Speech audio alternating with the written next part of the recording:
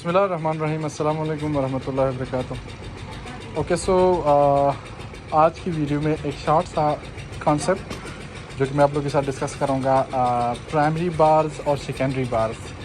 आप लोगों ने नाम सुना होगा। प्राइमरी बार्स बेसिकली हमारे जो शॉर्टर डायरेक्शन में स्लैब के अंदर लगते हैं वो प्राइमरी बार्स होते हैं, या उसको मेन बार्स बोलते हैं, ठीक है। और जो डिस्ट्रीब्यूशन बार्स होते हैं उसकी डिस्ट्रीब्यूशन किस तरह से करनी है। अंडरग्राउंड वाटर टैंक हमारा बन रहा है, इसके अंदर एक बहुत ही मज़े का कॉन्सेप्ट जो कि आप लोगों को देखना चाहिए और समझना चाहिए कि किस तरह से करना है वाटर टैंक का। अच्छा, वाटर टैंक में आप लोगों ने देखा होगा कि यहाँ पर हम एक ओपनिंग देते हैं फॉर फ्यूचर। अगर हमने इसके अंदर जाना है तो सफाई के लिए जो भी पर्पस है तो उसके लिए हमने ये ओपनिंग देनी होती है। अब होता ये है कि जो मेन बार है ना, शार्टर डायरेक्शन में हम दे देते हैं। ये आपको नज़र आ रहा होगा, ये शार्टर डायरेक्शन में वाले जो बार्स होते हैं वो मेन बार होते हैं, वो नीचे होते हैं। उसके ऊपर जो बार्स है वो डिस्ट्रीब्यूशन बार्स होते हैं, ठीक है।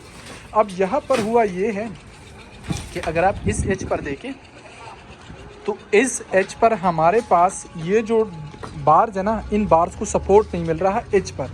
इस एज पे तो मिल रहा है लेकिन उस एज पे सपोर्ट नहीं मिल रहा। तो यहाँ पर पहुँच के अगर आपको दिख रहा हो, यहाँ पर हमने नीचे वाले बार्स को मेन बार बनाया हुआ है और ऊपर वाले बार को डिस्ट्रीब्यूशन बार बनाया हुआ है। लेकिन जब हम ओपनिंग के पास पहुँचते हैं तो हमने इसको, जो यहाँ से डिस्ट्रीब्यूशन बार जा रहा है, इसको हमने मेन बार बनाया हुआ है नीचे जाके, और ये जो ऊपर जा रहा है इसको हमने डिस्ट्रीब्यूशन बार बनाया हुआ है, ठीक है।